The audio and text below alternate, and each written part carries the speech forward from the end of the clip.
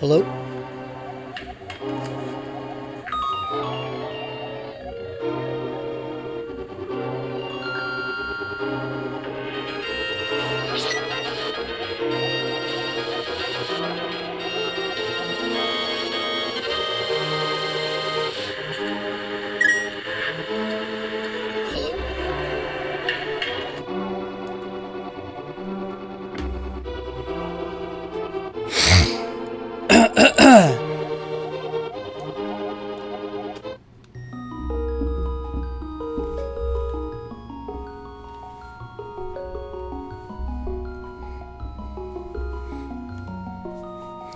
Seems like the audio is a little bit choppy, but I'm going to work with it anyway.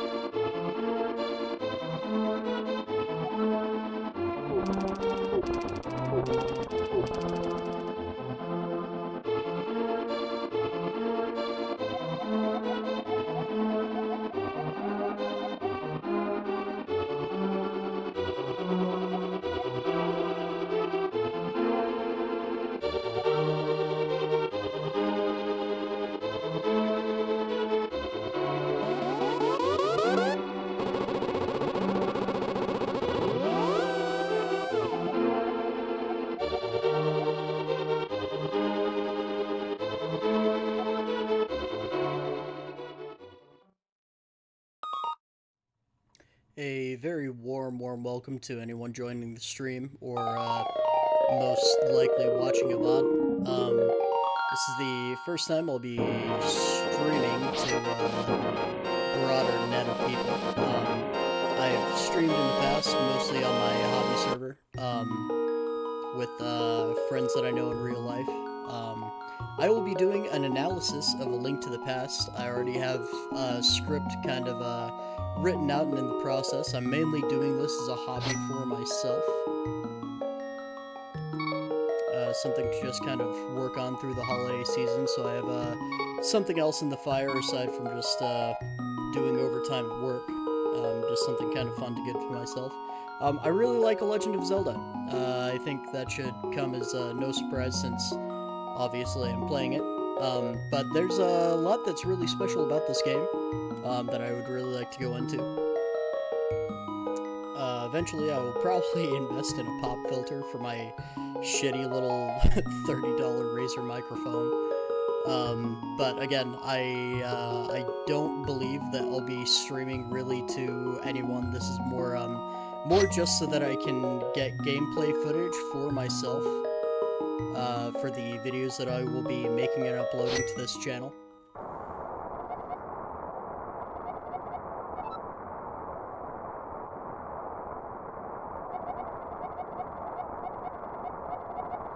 Some things that really strike me immediately is that you can hear the rain in the background pounding against Link's house.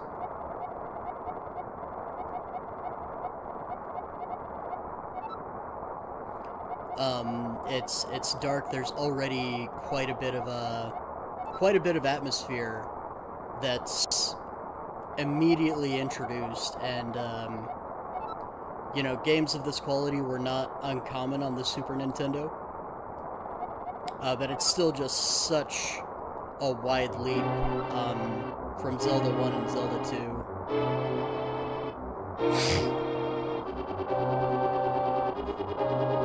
And it seems the message that the princess just telepathically broadcast was for Link's uncle, who bravely tells Link to stay indoors. I'm not going to open this chest. I know there's a lantern inside, but I just want to kind of see what happens if I ignore it. I'm pretty familiar enough with this area by now that I feel I don't need it for the tutorial. Yeah, that rain and thunder gets louder as you go outside immediately. I believe the music changes a little bit too.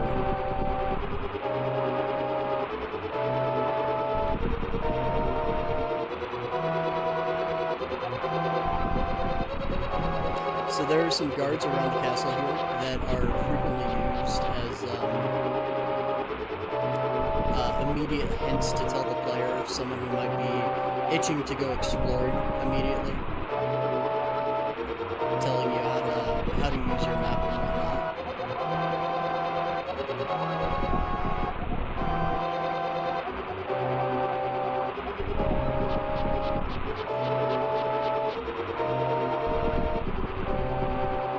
So immediately, the only tool that the player really has in their toolbox is being able to pick up shrubs and throw them. This is it. There's so much detail to this because you can immediately see there is no walkway here, while there is a paved walkway to the right, kind of suggesting to the player, hey, go this way. And again, you can see right here, there's kind of some tile just outlining this one shrub that you need. You know, someone who's replayed this over and over, it kind of flies under the radar a little bit. But I'm kind of approaching this with the perspective of someone who may be brand new to this game, maybe even the franchise.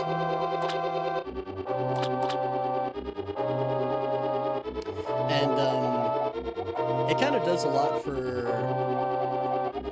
the atmosphere, I think, that you so quickly and immediately see Link's uncle fall in here, along with the ominous music building up in the background. So he teaches you a special sword technique passed down through his people.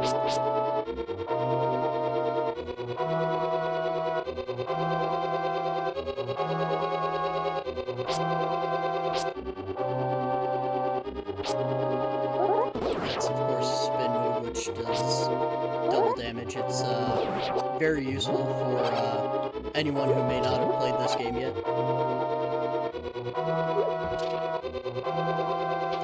It also has a special property that Link holds his sword up in defense, and that will protect someone, protect him from someone, at least until he does damage, either by poking them by going forward, or by releasing the spin move.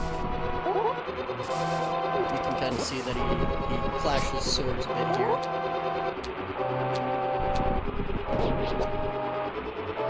And you can kind of see from that one night that there was a sweet spot. So if you immediately clash swords,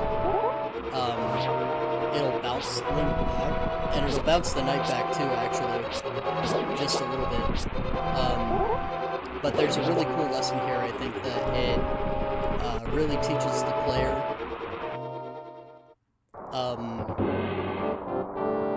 kind of the rules of conflict in this game, that you can't just swing wildly with reckless abandon, or else you're going to take a lot of damage very quickly, and it's not enough to fall an enemy just by swinging wildly directly in front of one of these guys.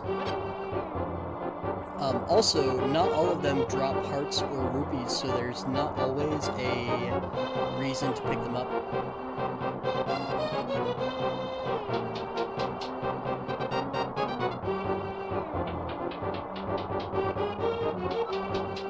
And also, this music just kicks so much ass in this game.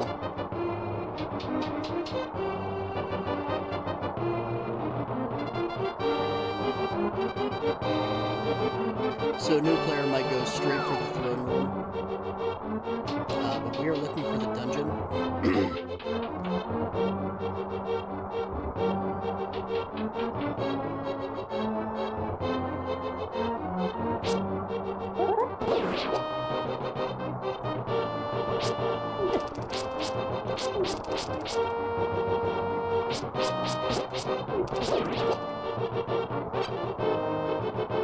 There is a little neat detail outside that I'll kind of walk through here just for a sec. Also a note on the music, so much music in this game has been reused for the other games throughout the series.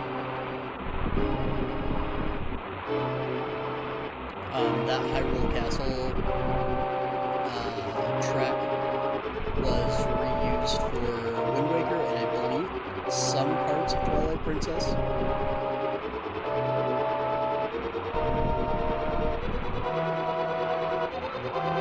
So you see a guard here who isn't affected yet by Aghanim. The Hyrule Castle theme is so good that I'm just going to stay silent and let it play until we get to the dungeon.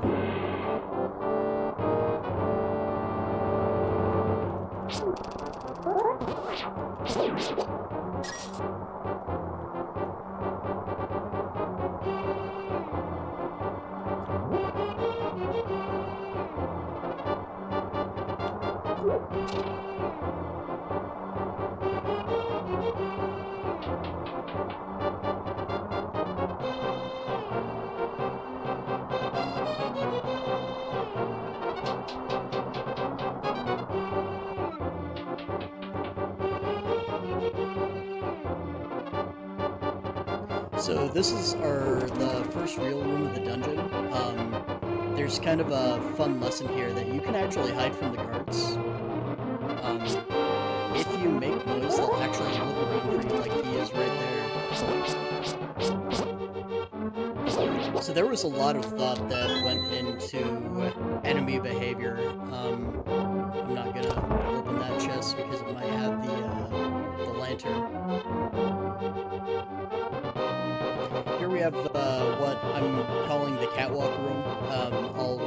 use that in the later video that I'll be making eventually. I don't really have a time scale right now for when that'll come out. Just taking a quick drink.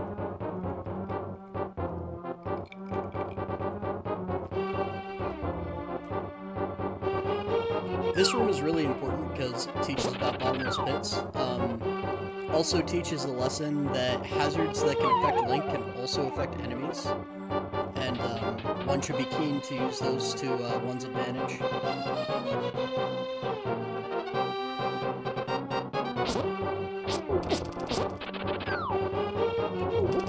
And also we get to have a chance to use pots as weapons here. I always kind of imagine this room as being part of a dungeon that was maybe also kind of built into a cave, maybe, and that explains the bottomless pits. There's nothing there to suggest that, but that's kind of just what my brain is filling in. We see these catwalks up here that we can't access until now. We have this staircase right here that we can access it. So that kind of teaches another lesson to the player to be keen at where they came from. Remember the cues they see, because they can use this staircase and this walkway to actually avoid that conflict entirely down there with those two patrolling guards. So I think by now we've seen 5 total enemies since we entered this dungeon proper. One thing that I'm going to make a big deal about in the video that I'm making is what makes a solid dungeon. Primarily, I got inspired to make this video series because I love dungeons so very much. They are such a great part of the series. I know they're not the only part. I would probably disagree that they're even the most important part, but they're my favorite part, definitely. And I believe, at least I do, that even this little dungeon right here classifies as a full dungeon. You know, there's any time that dungeon talk comes up, it's something that comes up that Majora's Mask only has 4 dungeons, but I'm not sure that that's true either. Because you also have the iconic Canyon Castle, you have the graveyard, you have a lot in there that's not strictly speaking a temple, but it is kind of a dungeon. It does kind of classify as the DNA. It has all of what most people would consider as the prerequisites. The ice caves in Ocarina of Time are another example that come up too. Just making sure I can use my boomerang. So I believe that a dungeon mainly consists of puzzles, enemies, hazards. Usually there's a boss. Usually there is some item to obtain that will help with progression. And usually you gain entry by either item progression or by story progression. So in this case, the story has progressed. We are now in the dungeon. It is the main impetus for us being here. And we got our item, which is the boomerang, and there's our boss. And he's actually looking for us right now. So there's a few ways to take him out. Either a player can try and take the damage and sneakily wait for him to attack with his flail. But one will need to be careful because his flail does a lot of damage. I personally really like using the boomerang against him because he has a ranged attack, and you have a ranged attack too, so it leads to this really dramatic fight where you're kind of trading blows here. It looks really rudimentary from a top-down perspective, but I really do believe that it kind of does have almost a level of cinematic drama. Immediately to a layman player may not seem that way, but over the course of time, you kind of forget about the SNES graphics, and your mind does kind of fill in the blanks of what the limitations are kind of missing. So we just got our big key.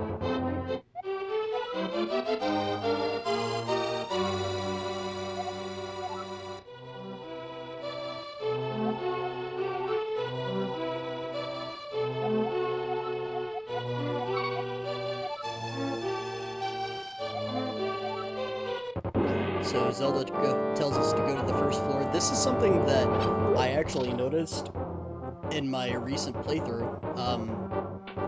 I played through this dungeon twice already for the script that I was making. I'm playing it through again now, but I was really impressed and kind of intrigued that we rescued the princess so quickly. Also, this room is kind of fun, I think, because there's the staircase here that kind of suggests that we're going further up. We went down into the dungeon. It's kind of insinuating that we're going further up, maybe about to exit. And then there's 2 staircases down immediately after. So it kind of, I don't know if it was intentional design, but it seems to kind of tease the player a little bit. And that's actually kind of a central theme that we see later on that the player will get teased about. One of those things specifically is actually saving the princess, because any viewers of the VOD will see here soon that we do save her. She doesn't get snatched out of our hands, not just yet. And we rescue her. She's safe and sound, at least for the time being. And we can sneak around that guard right there. There's not always a need to engage in combat to fight. And that kind of also adds another element of drama, that it gives the sense that the player is having to sneak around to try and escape with the princess, or valiantly fight with her behind his shield. So either way a player approaches it really gives the reinforcement that you're doing something heroic, and I think that's a huge deal. So we're back at floor 1, the main room. So she says there's a secret passage in the throne room that leads to the sanctuary. And there's an old man there who will supposedly help us. At this point, we have already gotten some mention of old men and their sage-like powers. They aren't specifically mentioned as sages as they are later in the series, but that's very much what they are.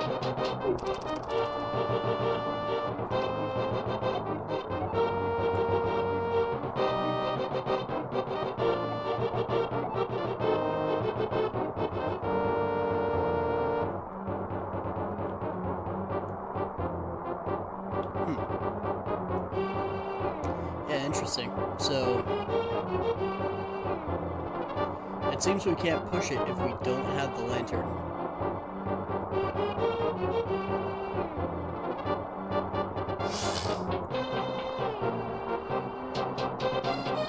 So we'll just run back and get it really quick. Shouldn't take us too long.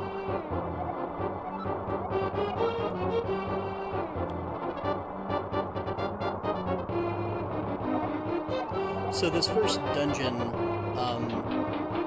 that's the other thing that I believe all dungeons have, is central themes.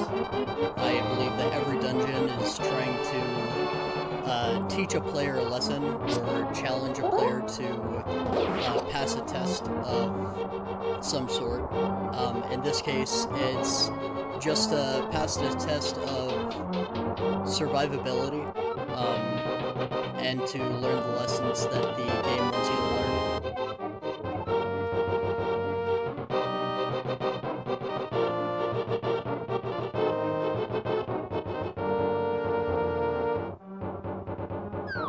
Alright, I actually got turned around a little bit. I believe there should be a chest with a lantern in the first cave where our uncle fell.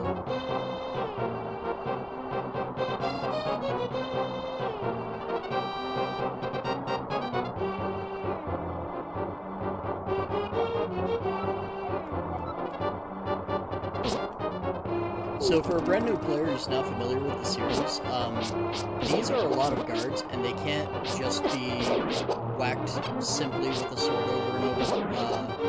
I mentioned that earlier. But there's so many guards here that a new player will probably get their ass handed to them pretty quickly.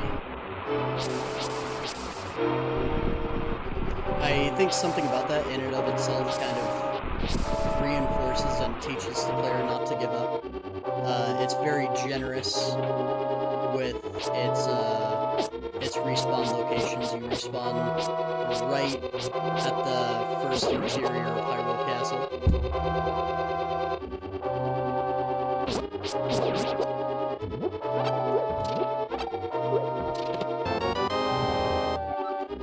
I don't think there are actually any puzzles in the main dungeon that require the lantern.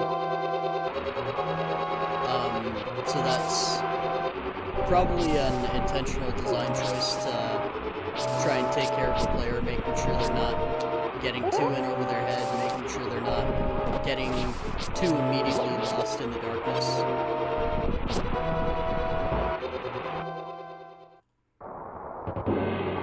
And also, if the player does forget their lantern or doesn't pick one up, like I just did, it's also not too much of a walk to get to where they're supposed to go next.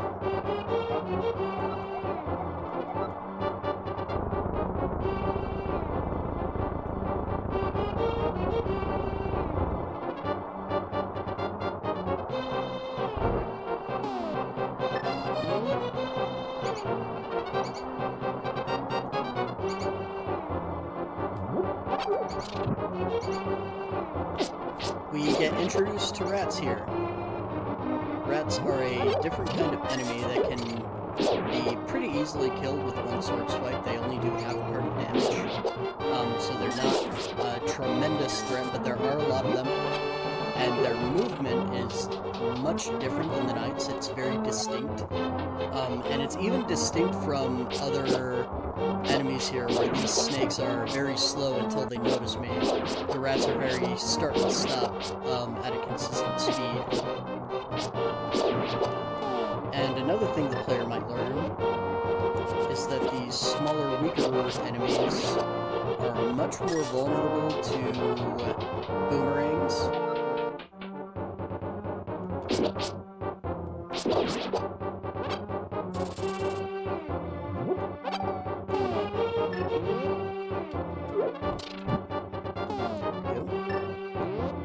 So we can see a bat here for the first time, and a boomerang will one-shot a bat, whereas it'll still only freeze a snake.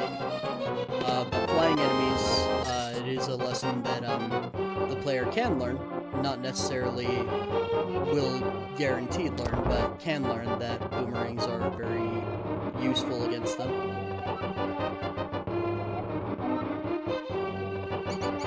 Another plus to the atmosphere of the game is that we have a very dark and damp looking dungeon. We see that lighting more than one brazier will light up the room even more, but braziers also don't stay lit forever. Mice don't like water. That's another thing that we can learn in this room.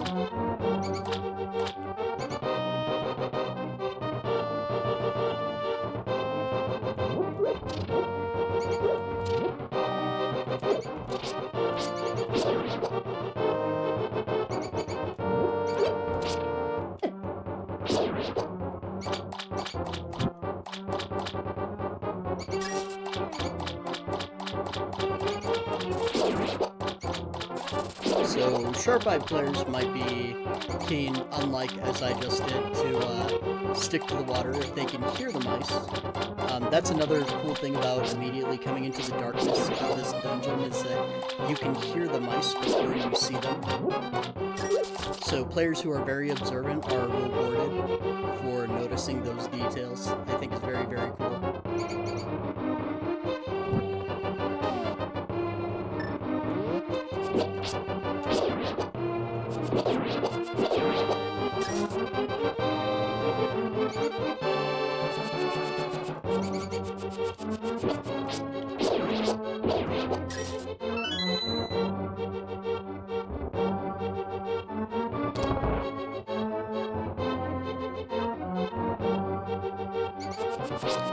Another thing that's neat is that this room is now fully lit. That kind of signals to the player that we're in the home stretch here.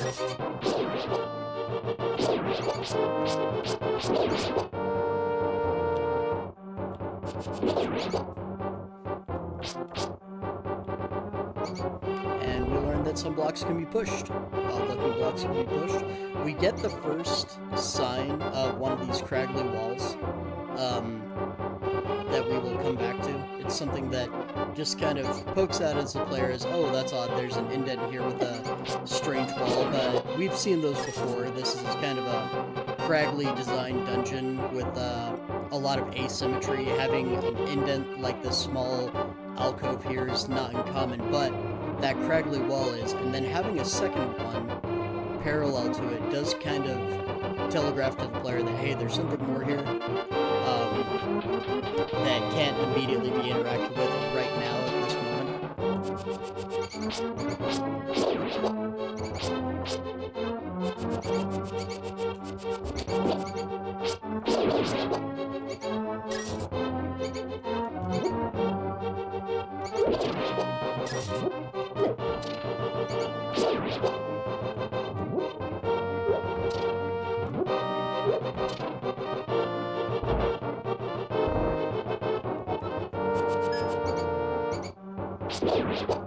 So here's another thing that I really like. You know, a player that's in a hurry might be able to intuit how to grab these levers and pull them, but Zelda will only tell you how to pull them after you go up to the right one.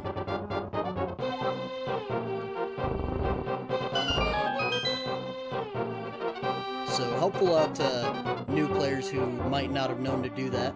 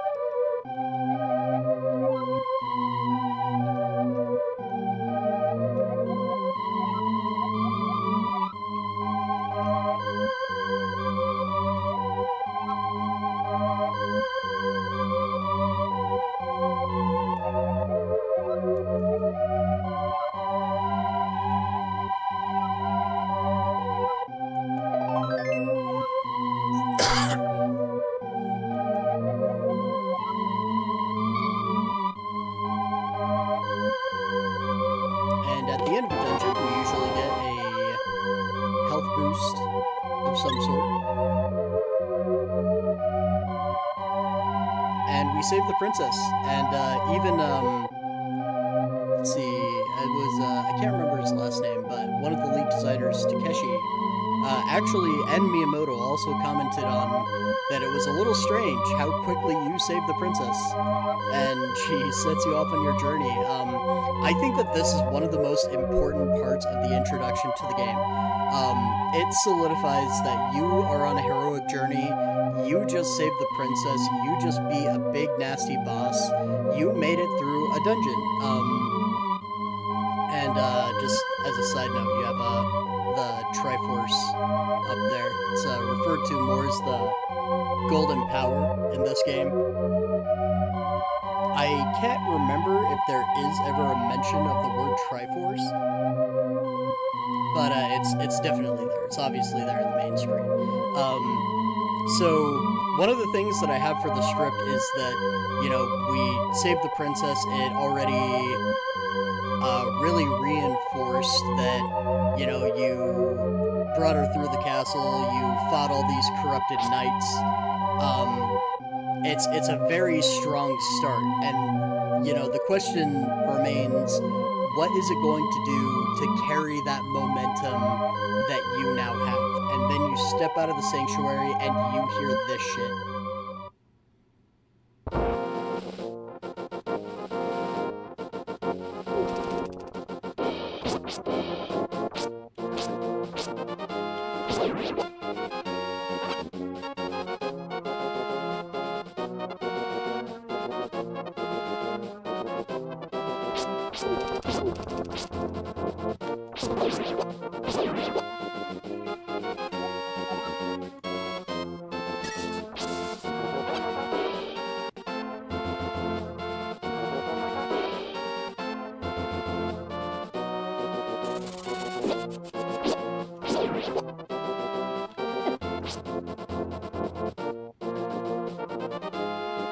So, of course, it's the field song to A Legend of Zelda. Everyone knows it. I personally feel this is the single best iteration of this song. It's the only one, I'm pretty sure, that has it's still all MIDI instruments. It's nothing terribly impressive, but it is still the only one that has a full ensemble, I'm pretty sure. It does feel very heroic. And that's not to say that other games are worse for doing less. I think Breath of the Wild comes as a pretty prime example of one that uses far less instruments. But it's doing the same thing that this game is, and I think what that is it's matching the intensity with what's going on the screen. We won't see it right now. Obviously, there are a number of enemies that we've needed to fight just in the few screens we've been in. But A Link to the Past has a lot of personality, and I think that comes from the fact that everything in Hyrule wants to kill you. Link gets his ass whooped out here. Enemies don't drop health. There's a lot of them. Cutting grass, you know, that thing that people always know to do when they're low on rupees in Zelda, well, it's hiding bombs and guards instead, and bees that sting you. Everything in this game wants to kill you. And I think that warrants the amount of intensity that's coming from the soundtrack here. And it's certainly not the only song that does this. I feel Hyrule... Yep, there was a bomb that we just stepped on. That came out of the grass. Hyrule Castle did, I feel, the exact same thing, where it was a very intense score, but we were invading a castle, and there were lots of knights, and a new player is probably going to feel very overwhelmed, but I think that pulsating orchestra really does a lot to push things forward, and I just really love it.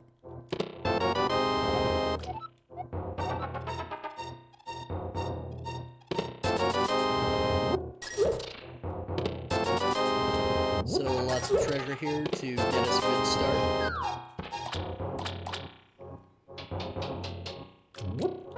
I am, for the most part, going to try and avoid save scumming.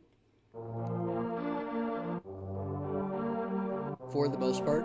There will be one specific dungeon in particular that we will ignore that rule. Yeah, so the idea that I said that whenever you go from Sanctuary to Kakariko Village, that everything wants to kick Link's ass, is just telegraphed.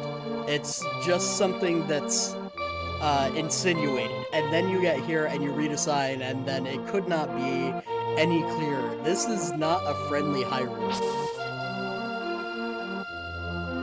Go and pick up bottle number 1.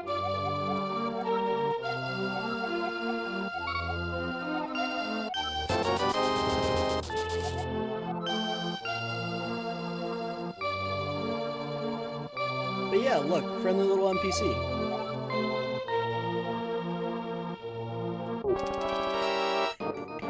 And even the music changes, and it's a knight that we haven't even seen before, with a spear that has a very long reach, a much longer reach than their little scabbards that they usually fight with in the castle.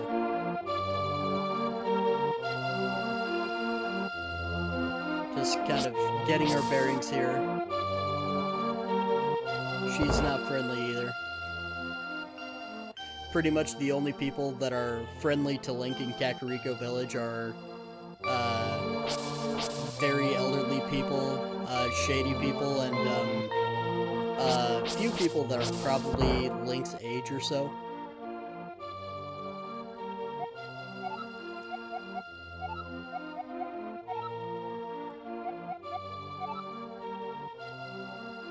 So the townspeople give good information that'll kind of help you down the road.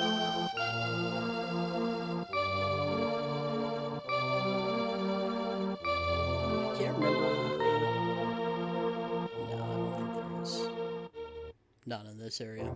I thought for a second that maybe there was a bombable wall right over here, but I don't think there is.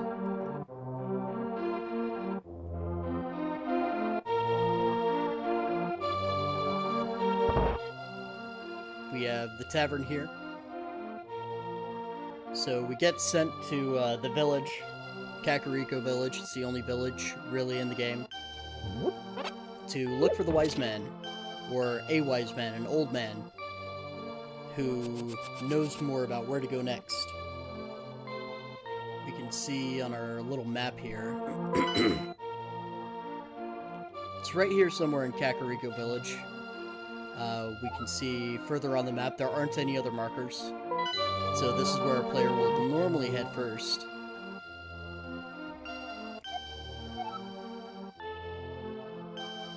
So this is another part that I love so much. You speak to this old man, and he says, "My son really liked to play the flute, but he went to look for the golden power and is not returned.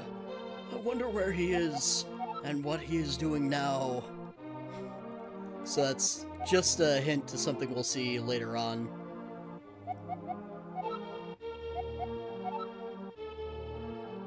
Let's see, we can see there's a chest in the back of the building. We'll see if we can go grab.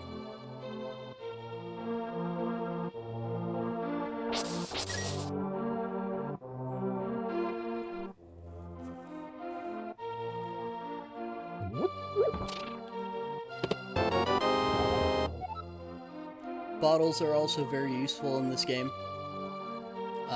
as they are in most other Zelda titles. Putting fairies and potions in them, but you actually cannot use them to pick up fairies and sometimes bees unless you get this bug net.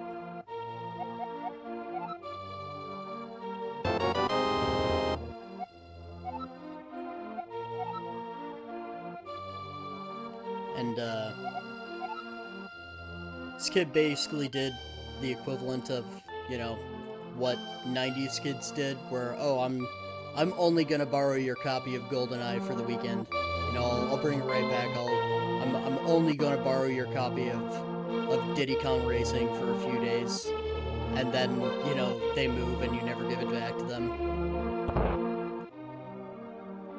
He is not getting that bug net back.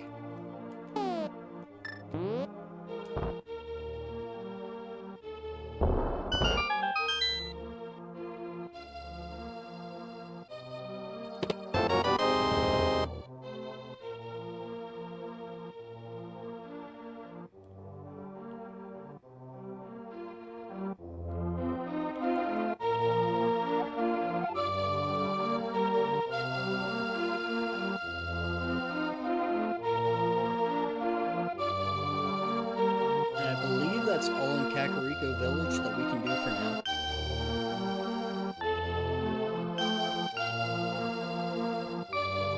There's a few buildings just south of the village that we'll check out. There's an opportunity to get a heart piece. Oh, and I did actually forget. There is a puzzle room in the North Village that has lots and lots of rupees. Something strange about that book at the top of the bookshelf there. Probably not important.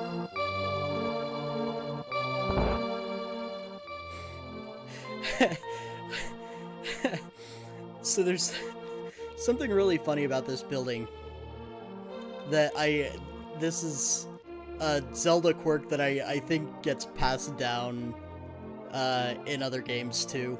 It's just really odd strangeness. So he says, "Yeah, Link, now I'm quarreling with my younger brother. I sealed the door to his room." Dude just bricked a wall over his brother's bedroom. So the doorway's open again. Okay, I should go make up with my brother. Kind of makes you wonder, what in the world were they fighting about?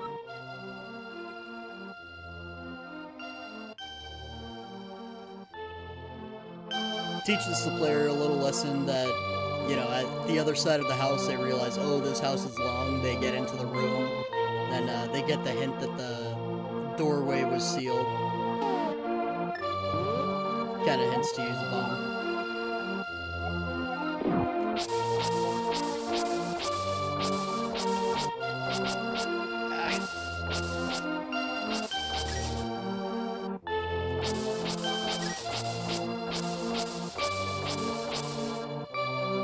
Fighting the D-pad there. I don't think I'm gonna get it.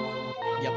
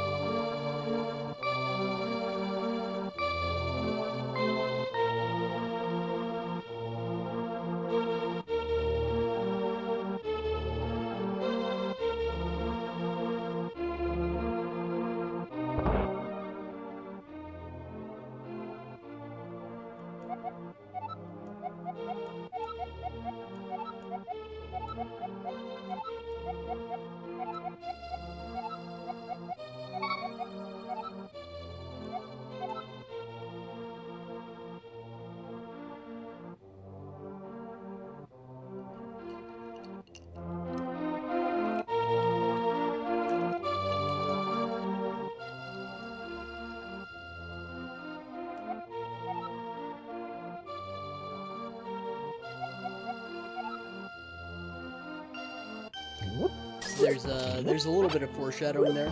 A lot of what the villagers tell you will become very useful information down the road, but we get the notice very specifically of a thief leader named Blind who uses this place as his hideout.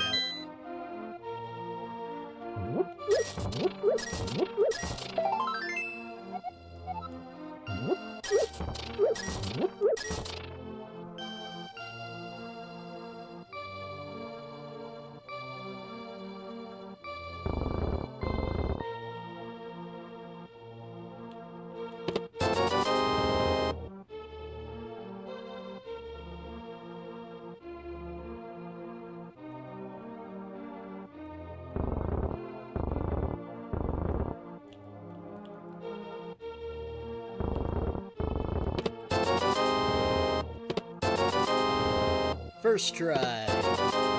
First try. Feel very good about that.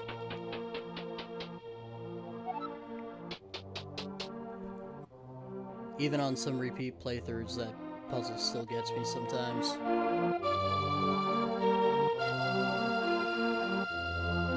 Okay, I don't think that we've talked to the specific NPC who tells us where the sage is. We still have our marker there, but the great thing is that we don't need it. We can just, as a new player, walk straight to the next dungeon. And I think we'll do just that.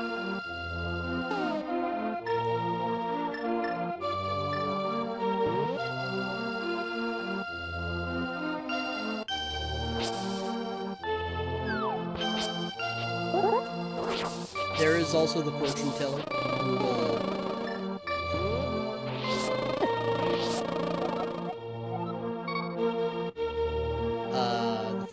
who will tell us where we can go next. I haven't used the fortune teller a whole lot. I think there's a mechanic that it gets more expensive every time you need a hint. I could be wrong on that, but I remember that being the case, so I just kind of avoided using it.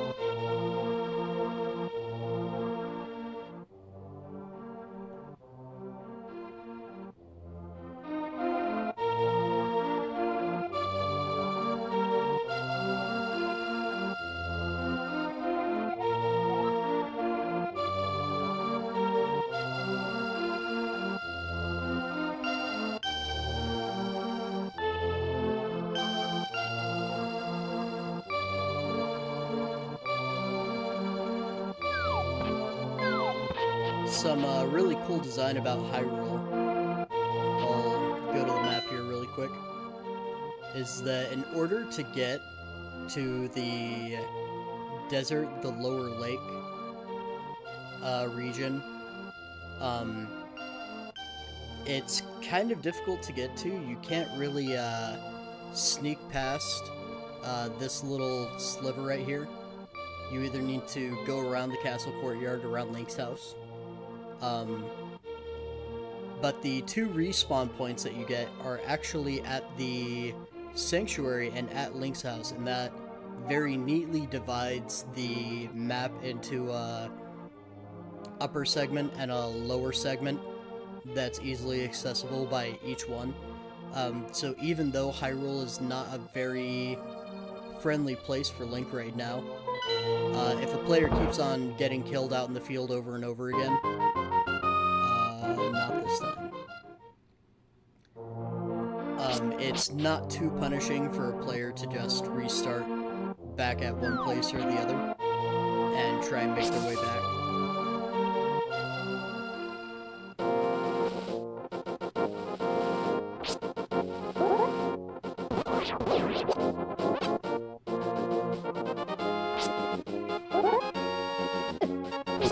Something that is very cool to me, I'll actually hold on to that thought for a second. We're about to see something cool here. Hey, it's a boy with a flute.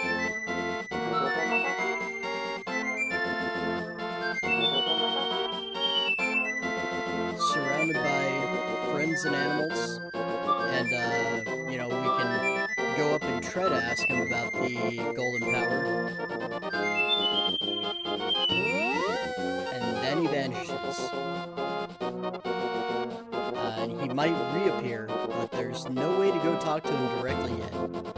So it's a very strange and interesting place. One of the only places on the map that doesn't have any enemies.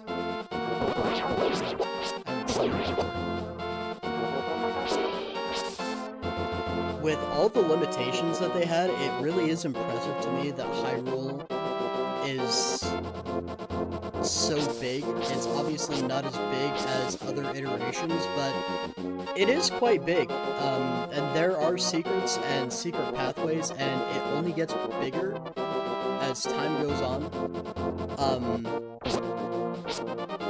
There were a lot of design limitations with the Super Nintendo. That a lot of these developers actually had fun designing around. There are interviews that exist talking about all the things that they wanted to do, and they were able to get most of it in.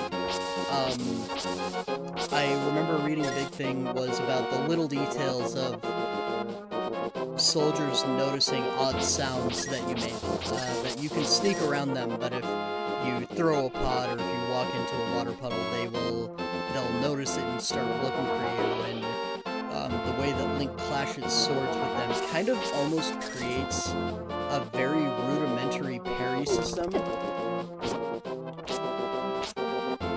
So it's, in its own way, it's it's very real-time combat, done in a way that's a lot more evolved than previous entries in the series. And yeah, you can see right here, holy crap, there's a lot of enemies. there's a lot going on right now, and none of it is good. None of it is here to help Link. And if you cut too much grass, there will be enemies hiding there too.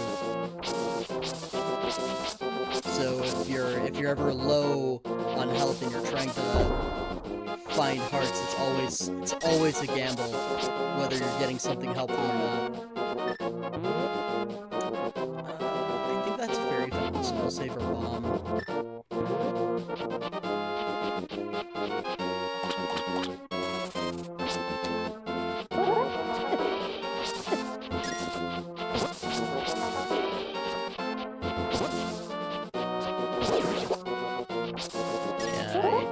Intentionally went after that guy in the hopes that he would have a heart or something for me. See, there's another bomb. Just keep cutting grass and see what we find, just for a little bit, please. Move our way up.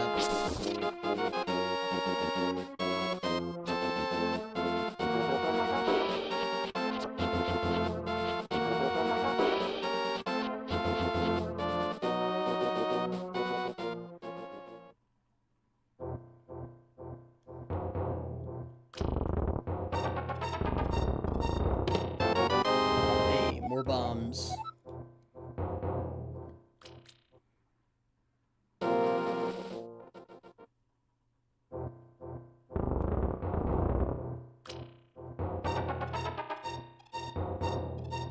It seems to me that that's it's an interesting thing that you get bombs so early on in this game, but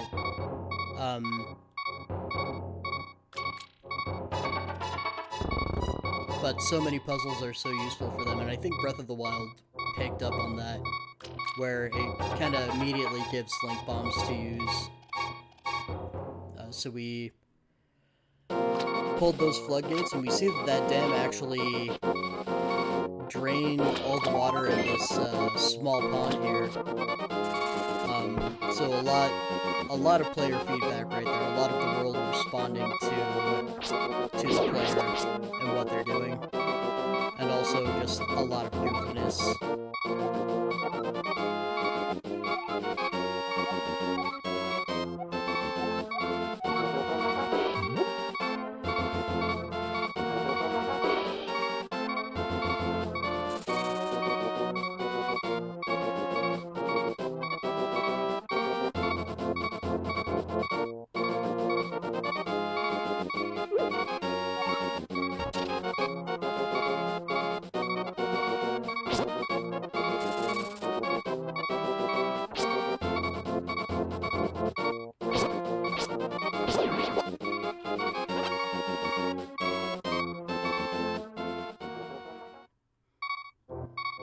Something that's also kind of nice is that you do keep your gear whenever you die, so it's very low risk to die out in Hyrule.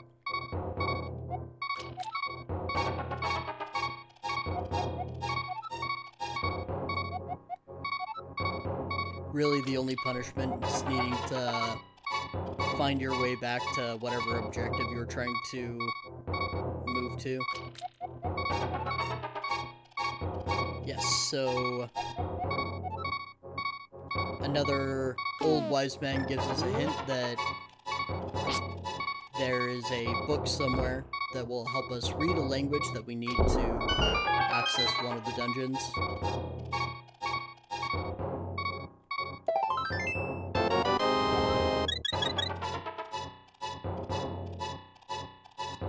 Also, I think it's a fun nod back to the original NES game, finding Hylian refugees hiding out in caves. There's always some old man or some old woman living as a hermit in one of these secret areas.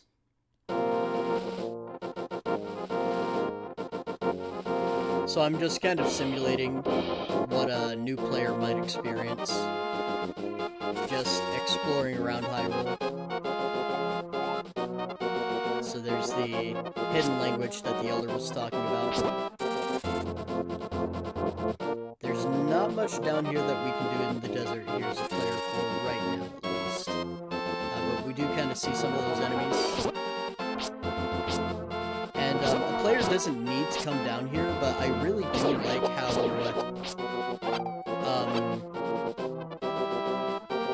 exploration will never hurt the player. Like, I am very far away from what my next objective is supposed to be, but already I have 175 rupees. I have an additional heart container that I've completed, 20 arrows for when I eventually get the bow. I have 4 bombs so I can continue to explore areas.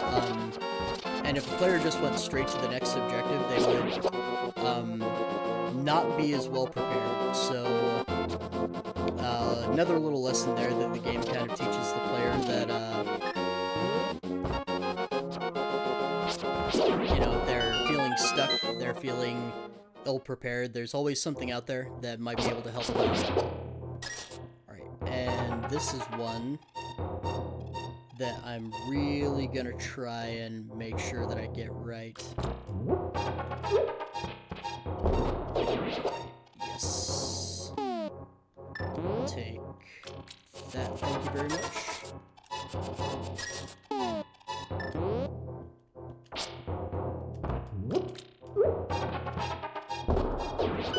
Whew, alright.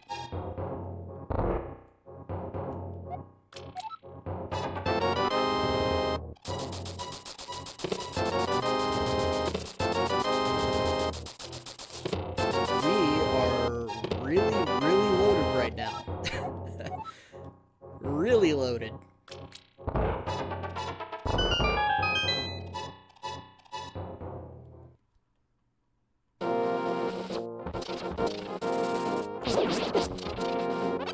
So those crabs do a lot of damage, holy cow.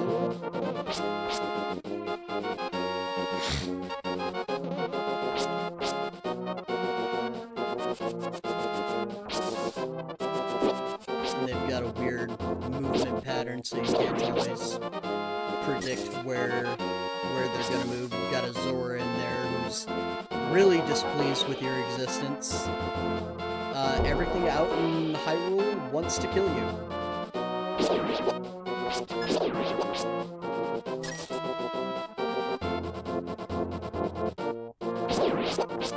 And there's so much of it. I think I mentioned previously that, you know, Breath of the Wild didn't have a whole lot going on with the soundtrack, and that was fine. There is a lot of downtime in Breath of the Wild, a lot of walking around, which, you know, is totally fine, even though I am a little bit biased, but there is way, way more action going on here at any given time.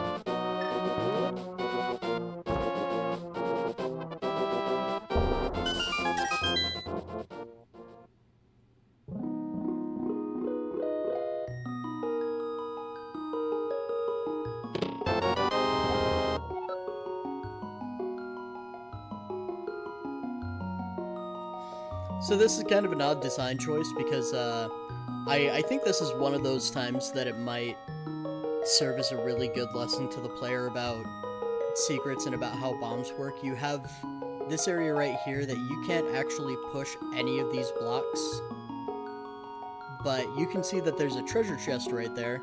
I skipped a beat a little bit, kind of just on autopilot, but a new player will automatically come in here wondering what exactly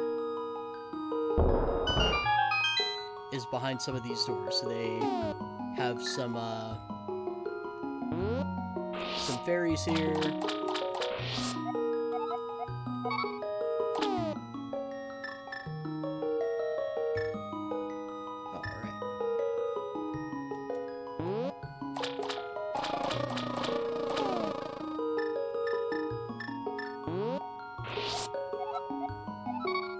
Fairies will also automatically revive the player.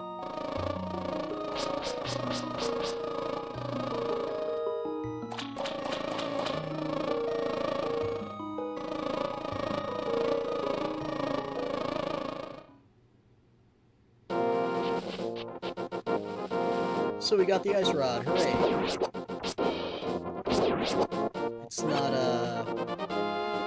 terribly useful to us right now in this exact moment, but it is a fun little weapon to use.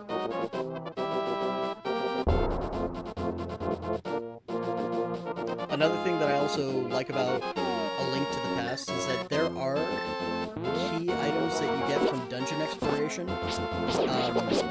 but there are also so many items that you get just by being rewarded, very unique items just by being rewarded from your exploration out in the field, and there's a lot more of it than just what you see right here.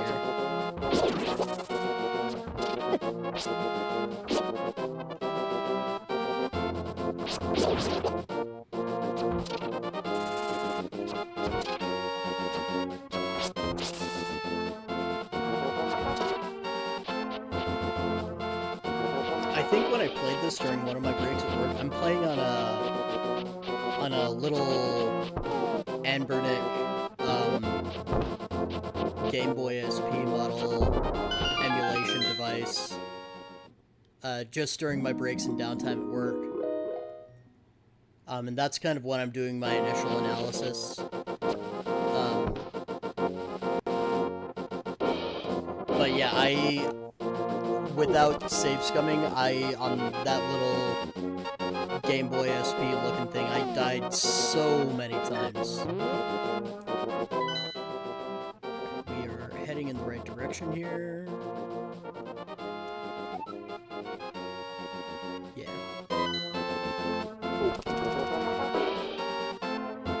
I'm doing much better than I did my my first playthrough. We'll go ahead and grab some top up on it.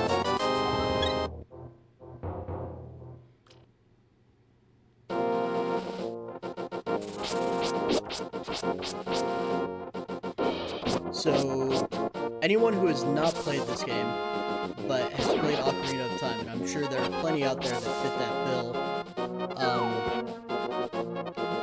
there are kind of immediately some things that are very familiar. The boomerang will feel familiar. Even some of the combat will probably feel familiar enough, I'd say. There's also some elements about the adventure that will come to mind. They've heard, like, the fairy fountain songs before, they're familiar with the magic meter. And the way this journey starts actually begins with finding the 3 pendants,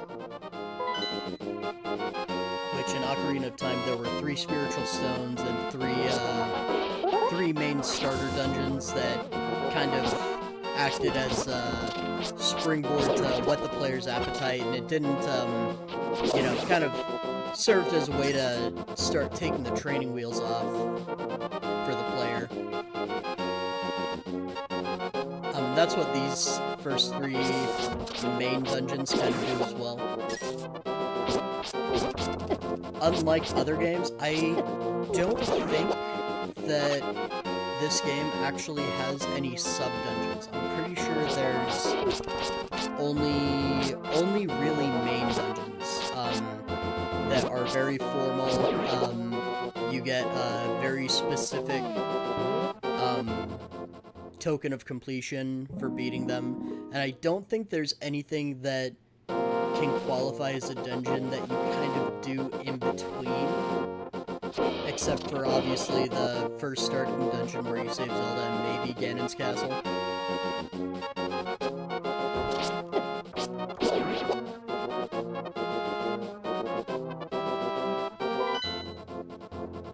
Yeah, I forgot.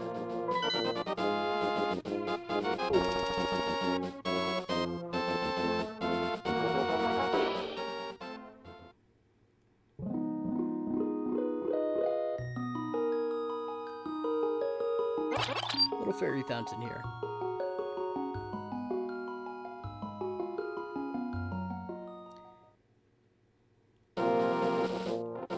I feel that this this approach is very balanced so far. That yes, there is a lot that's kind of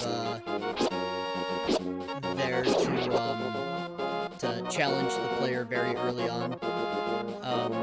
There's really heavy-hitting enemies that will do a lot of damage to Link if he's not careful.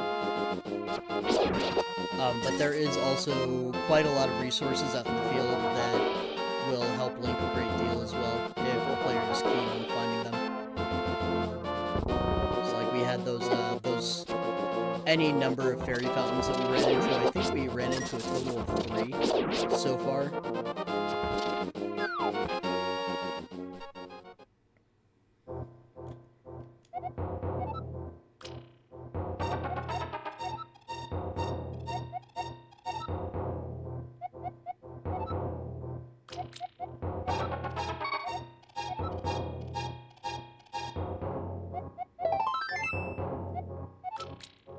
The Pendant of Courage.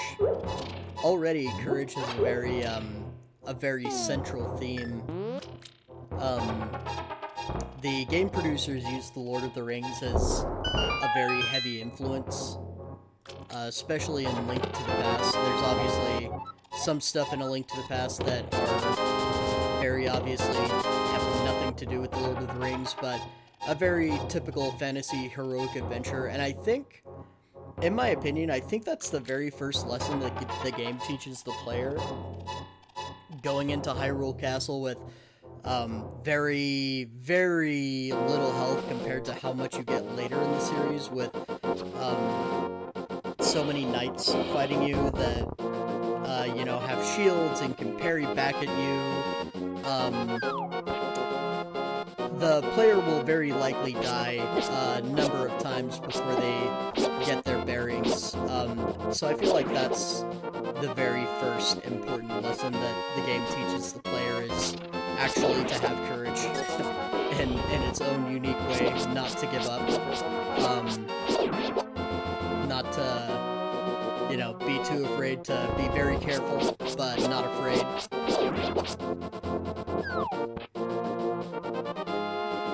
So it's, there's a terminology that some people use, ludonarrative harmony, or more direct translation of the gameplay and the story having harmony with one another. And that's what this does in this instance, where you are put in situations where courage is a requirement, and you need to kind of demonstrate that and keep trying.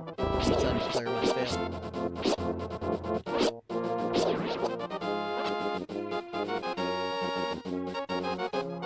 The very first dungeon, unobstructed by anything right here, so the player can just waltz in. I believe if the player goes without consulting Sahasrara, they will be interrupted by him, and he'll kind of give the exposition that you need to move forward. Let's see.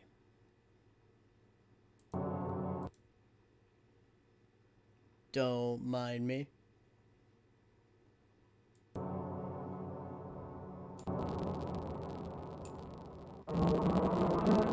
Alright, I think I'm going to call it right there for now. Next week I will pick up on this dungeon, kind of go over some of the things that I've done.